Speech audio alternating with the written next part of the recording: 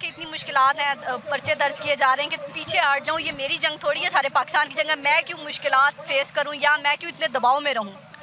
دیکھیں, یہ پرچم کی جو سب سے لالی پرچم کی میں جتنی لالی ہے, اگر وہ سارے ہمارے شہید یہ سوچتے کہ اگر میں شہید ہو جاؤں, میں کیوں اپنی جان اس ملک کے لیے دوں, میرے بچوں کا کیا ہوگا, میرے خاندان کا, تو پھر پاکستان آج جس طرح محفوظ ہے, بچا ہوا ہے کہ پاکستان کی خاطر, اور اس میں کسی کی جان بھی چلی جائے اس سے فرق نہیں پڑتا. جو آنے والی جنریشنز ہیں ان کی بہتری کے لیے آپ کو کام کرنا ہوتا ہے.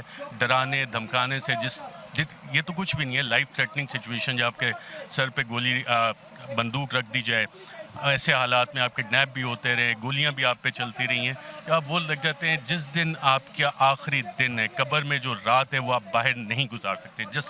جب آپ کا یہ یقین ہو کہ کوئی چیز میٹر نہیں کرتی جو آپ کے. السلام علیکم, میں ہوں زاہدہ راؤ. امید کرتی ہوں آپ سب خیریت سے ہوں گے جہاں بھی ہوں گے. ناظرین, آپ نے میرا ولاگ شروع ہونے سے پہلے ایک ویڈیو ملاحظہ کی ہوگی جس میں ارشد شریف صاحب کا انٹرویو کرنے کا مجھے اپنے کریئر میں ایک ہی پہلا اور آخری انٹرویو کیا, اور اگر اس 10 منٹ کی میں ملاقات کی بات کروں کہ ان سے وہ ملاقات کیسی تھی, اور اگر ارشد شریف کے رویے کی بات کی جائے وہ کیسا تھا, تو ارشد شریف کا رویہ جو ہے ایک بہت ہی جیسے شفقت والا رویہ تھا. اور جیسے میں نے ان کو کہا کہ میں نے آپ کو انٹرویو کرنا ہے, اور میں نے یہ بھی کہا کہ کچھ صحافی کچھ سوالوں کے جواب دینا پسند نہیں کرتے, آپ سر مجھے ریکارڈنگ سے پہلے بتا دیں, تو انہوں نے کہا کہ آپ جو مرضی سوال پوچھیں میں آپ کے ہر سوال کا جواب دوں گا. اور جو سب سے حیران کن بات میرے لیے یہ تھی کہ انہوں نے میرے انٹرویو میں یہ ذکر کیا کہ سر پر گولی بھی لگ رہی ہو تو تب بھی آپ کو کام نہیں روکنا چاہیے, سچ بولنا چاہیے, اگر ہم ڈر گئے تو پاکستان کا کیا ہوگا. اور شاید ارشد شریف کو اندازہ تھا, حالات کا اندازہ تھا, چیزوں کا اندازہ تھا کہ کس طرح ان کو ٹارگٹ کیا جا رہا ہے, کیا کیا چیز میری نشانے پر ہے, اور آج اسی سر پر گولی لگنے سے ارشد شریف ہم میں نہیں رہے. یقیناً ایک صحافت کی دنیا کا بڑا نام آج غروب تو ہو گیا ہے, لیکن وہ دلوں میں یاد رہے گا, دلوں میں جگمگاتا رہے گا کہ صحافت کا حق ادا کر دیا, بکے نہیں, جھکے نہیں, اور بہادری سے کام کرتے رہے, چیلنج قبول کرتے رہے. پاکستان چھوڑنا پڑا, اپنا گھر چھوڑنا پڑا, اپنے بچے چھوڑنے پڑے, لیکن ہمارے لیے تو دکھ کی بات ہے. صحافتی دنیا میں تو ایک بڑا نقصان ہو گیا, لیکن اگر ان کی فیملی کی بات کی جائے تو ان کا جو دکھ ہے وہ تو شاید ہم یہاں پر بیٹھ کر بیان نہیں کر سکتے. جس کرب سے ان کی فیملی گزر رہی ہے کہ جس ماں نے پہلے اپنا ایک لختے جگر اس دھرتی پر قربان کیا, شوہر قربان کیا, ان دونوں کو کاندھا ارشد شریف نے دیا, ایک دن میں گھر سے 2 جنازے اٹھے, لیکن آج ارشد شریف کو کاندھا دینے والا نہ اس کا باپ ہے نہ بھائی ہے, ان کے بیٹے ہیں اور بہت چھوٹے ہیں. تو آج ارشد شریف کی والدہ کا جو کرب ہے, درد ہے, وہ کوئی محسوس نہیں کر سکتا, اور ایک بیوہ کا درد بھی کوئی محسوس نہیں کر سکتا. ہم صرف یہاں پر بیٹھ کر یہ کر سکتے ہیں ہم حکومت کو یہ کرنا چاہیے, ہمیں یہ کرنا چاہیے تھا, لیکن جس فیملی پر گزر رہی ہے شاید اس کا ہم اندازہ نہیں کر سکتے. اب ارشد شریف کو قتل تو کر دیا گیا, ارشد شریف کو شہید کر دیا گیا, ارشد شریف کو ختم کرنے کی, ارشد شریف کی زبان بندی کرانے کے لیے اس کو موت کے گھاٹ اتارنا پڑا, تو بہت ساری قیاس رائیاں جنم لے رہی ہیں. تب تک ہمیں خیر قیاس رائیوں سے تھوڑا سا گریز کرنا چاہیے جب تک ہمارے پاس کوئی ثبوت نہیں آتے, لیکن بدقسمتی ہماری یہ بھی ہے ثبوت کبھی عوام کے سامنے نہیں لائے جائیں گے. عوام پٹتی رہے گی, چیختی رہے گی, چلاتی رہے گی, اور ایک بے ڈھنگا سا ٹویٹ اور بے ڈھنگی سی خبر ہمارے سامنے آ چکی ہے کہ کینیا کی پولیس نے جو ہے غلطی سے ارشد شریف کو ٹارگٹ کیا, ان کو کسی اور کی تلاش تھی.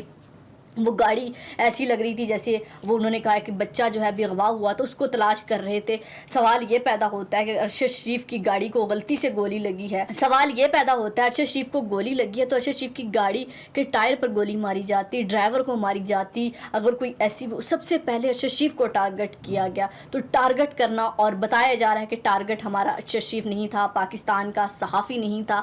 تو بہرحال اب حکومت کہہ تو رہی ہے, اس پر ہم تحقیقات کر رہے ہیں, اور میت کو جو ہے پاکستان جلد سے جلد آنے کی کوششیں بھی جاری ہیں. اس ماں کی اب یہی خواہش ہے, یہی اس کی ایک دعا ہے, اور پاکستان سے, چیف جسٹس آف پاکستان سے یہی اپیل ہے کہ میری اب یہ خواہش ہے کہ میرے بیٹے کی لاش جو ہے پاکستان واپس لائی جائے, اس کو عزت و تکریم سے دفنایا جائے, سج دھج کے اس کو دفنایا جائے. اور میری کوئی اپیل نہیں ہے, اور میں آپ سے کچھ نہیں مانگ رہی. تو یہ ایک ماں کی التجا ہے, ماں کی جو ہے روتے ہوئے حکومت سے اپیل ہے کہ جلد سے جلد میرے بیٹے کی لاش کو منگانے کا بندوبست کیا جائے, کیونکہ ریاست یہ کر سکتی ہے, حکومت یہ کر سکتی ہے, ریاست کے اور حکومت کی یہ ذمہ داری ہوتی ہے. تو کینیا نے یہ جواب دیا ابھی تک, کینیا کی انتظامیہ نے, کہ ہم جو لاش کل دوپہر تک آپ کے حوالے نہیں کر سکتے. تو پاکستان کی حکومت حکومت کو کردار ادا کرنا چاہیے اور ہمارے جو اصل سرکار ہیں ان کو بھی کردار ادا کرنا چاہیے. وہ یہاں پر کردار ادا کر سکتے ہیں, ان کے پاس ایسے سورسز ہیں. ان کی لاش کو جلد سے جلد پاکستان لایا جانا چاہیے. ان کے گھر والے کس کرب سے ہیں, میں بار بار کہہ رہی ہوں کہ ہمارے الفاظ ساتھ نہیں دے رہے کہ جب صبح اٹھتے ہی یہ خبر سنی ہے تو گھر والے کس کیفیت میں ہیں.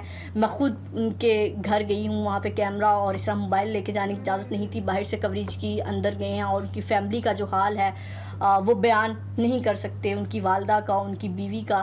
تو آج میرا خیال ہے ہر والدہ کے لیے دکھ کا دن ہے, صرف ارشد شریف کی والدہ کے لیے دکھ کا دن نہیں. بھی ارشد شریف کے لیے ہم جب بھی کوریج کے لیے جاتے تھے باہر, ہم نے اکثر لوگوں کو یہ کہتے ہوئے سنا, کبھی اکثر ہم سے بھی پوچھا گیا کہ ارشد شریف کو جانتے ہیں, ارشد شریف سے ملاقات ہوتی ہے, ارشد شریف کو ہمارا سلام کہیے گا. جس طرح وہ کام کر رہے ہیں, جس طرح وہ سچ کا ساتھ دے رہے ہیں, جو وہ چیزیں سامنے لے کے آ رہے ہیں, تو ساری مائیں ان کے لیے ہاتھ اٹھا کے دعائیں کرتی تھی. اور آج بھی بہت ساری مائیں ارشد شریف کے لیے آنسوؤں سے دعائیں کر رہی ہیں کہ ارشد شریف کی جگہ ہم چلے جاتے. ارشد شریف کی جانے کی عمر نہیں تھی. ارشد شریف تو پاکستان کو پتہ نہیں کیا کچھ دے گے, آنے والی نسلوں کا مستقبل سنوارتے سنوارتے خود دنیا سے چلے گئے. لیکن اب ایک اور اہم سوال جو ہمیشہ ہمارے ہاں پاکستان میں ہوتا ہے کہ اب بھی اس وقت پر بھی صحافت سیاست کر رہی ہے. سیاستدان تو سیاست کر ہی رہے ہیں لیکن صحافی بھی سیاست کر رہے ہیں. چند صحافی, چند نام نہاد صحافی اب بھی ارشد شریف کی موت کا مذاق اڑا رہے ہیں. اس پر تحقیقات ہونے کی بجائے بلکہ یہ کہا جا رہا ہے پہلے فلاں کو گولی لگتی تھی, یہ کہا جاتا تھا, یہ کہا جاتا تھا, اب کیا کہیں گے, اب کوئی بیان کیوں نہیں آ رہا. تو خدا کا واسطہ ہوش کے ناخن لیں, چند دن کے لیے گھٹیا صحافت چھوڑ دیں, اس پر شفاف تحقیقات ہو لینے دیں. کل کوئی گولی آپ کو بھی لگ سکتی ہے, مجھ کو بھی لگ سکتی ہے. تو یہ طریقہ کار اور اس طرح کے لیگ پولنگ کرنا اس وقت بھی, جس وقت ان کی فیملی ایک کرب سے گزر رہی ہے, گھٹیا باتیں کرنا اور بار بار ان کی فیملی کی جانب سے بھی کہا جا رہا ہے کہ ہماری پرائیویسی, ہماری تصاویر نہ شیئر کی جائیں. یہاں تک کہ سوشل میڈیا جو استعمال کرتے ہیں ان کو بھی میں کہوں گی کہ سوشل میڈیا پر ہر چیز اپلوڈ کرنے کے لیے نہیں ہوتی. جو ان کی آخری تصویر ہے گولی لگنے کے بعد وہ بھی لوگ سوشل میڈیا پر شیئر کر رہے ہیں, جو نہیں کرنی چاہیے. جو ان کی فیملی جب دیکھ رہی ہے تو فیملی کا اندازہ کر لیں. آپ اپنے ویوز کے چکر میں کسی کے جذبات سے مت کھیلیں, کسی کی پرائیویسی سے مت کھیلیں. تو بہرحال صحافیوں کو اب جو ہے یہاں جو ہے تھوڑا سا عقل مندی سے کام ہے. جو لوگوں کو آ کے بھاشن دیتے ہیں, لوگوں کے لیے بڑی بڑی باتیں کرتے ہیں ٹی وی پر بیٹھ پر, خود اندر سے اتنے کمزرف ہیں, اتنے چھوٹے دل کے مالک ہیں کہ کسی کی موت, وہ ایک صحافی نہیں, وہ کسی کا باپ بھی تھا, کسی کا شوہر بھی تھا, کسی کا بیٹا بھی تھا اور گھر کا واحد کفالت کرنے والا تھا کہ بھائی کے بچوں کی کفالت بھی اور اپنے بچوں کی کفالت بھی ارشد شریف صاحب کر رہے تھے. لیکن آج وہ گھر اپنے واحد کفیل سے بھی محروم کر دیا گیا, سچ کی آواز کو خاموش کرا دیا گیا. ایک ڈاکومنٹری پر کام کر رہے تھے, اسی سلسلے میں وہ کینیا گئے تھے. یہ تو الگ کہانی ہے, اس پر ہر کوئی بات کر چکا ہے. لیکن میں صرف اتنی سی التجا کر رہی ہوں کہ صحافی برادری کو اب سیاست نہیں کرنی چاہیے ان کی موت پر. اگر اب بھی یہ سیاست نہ رکی تو پھر یہ قتل ہوتے رہیں گے, یہ صحافی غائب ہوتے رہیں گے, صحافیوں کو ڈرایا دھمکایا جاتا رہے گا.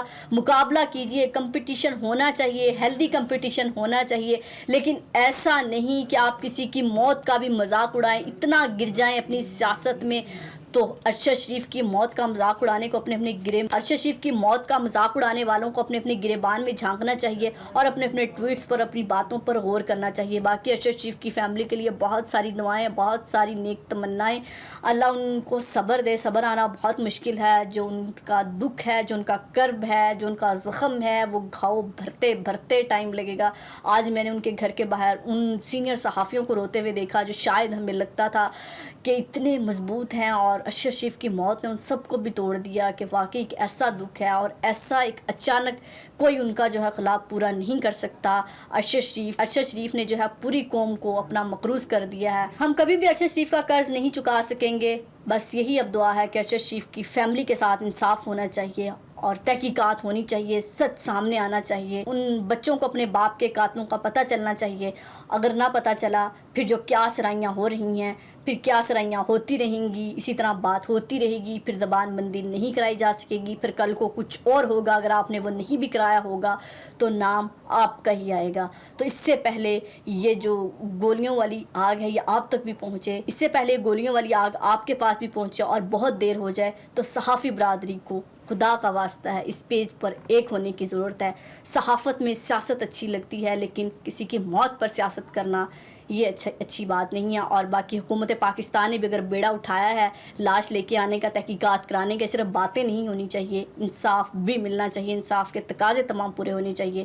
ایک بار پھر آپ سب سے التجا کہ ان کی فیملی کو دعاؤں میں یاد رکھیے گا, اپنا اور اپنے پیاروں کا بہت خیال رکھیے گا. اللہ حافظ.